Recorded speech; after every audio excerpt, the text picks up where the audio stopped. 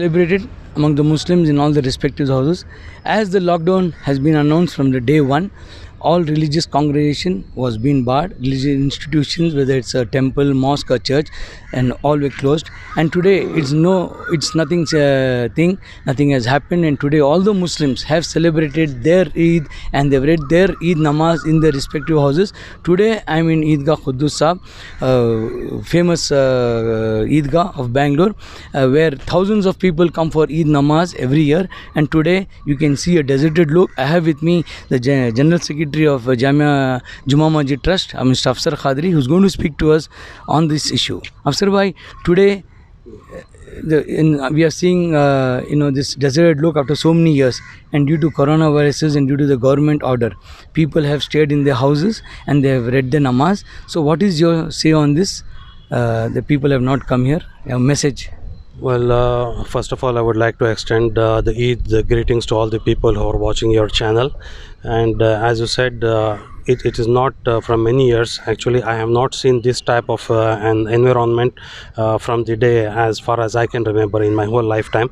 Quddus Sahib Eidgah is one of the largest Eidgahs in Bangalore, and which comes under the Juma Masjid Trust Board, which is again one of the largest trusts in Bangalore for more than 150 years. Now, this Eidgah generally is houseful. This is a place where people from all over the city come to offer their Eid prayers, and most of the time the Eidgah is full, and there are people who are standing outside on the road also and offering their Eid prayers. Now today we are in a difficult situation. We are going through a bad phase of life. Not only us, the whole world is facing this difficult situation because of the pandemic that we have, COVID-19. And as per the government instructions and other decisions taken by our ulama, we are abiding by them, and we have prohibited the entry of musallis in all the masajid which are coming under the Juma Masjid Trust Board. Also the people have not been allowed to offer prayers in the Eidgah around the city.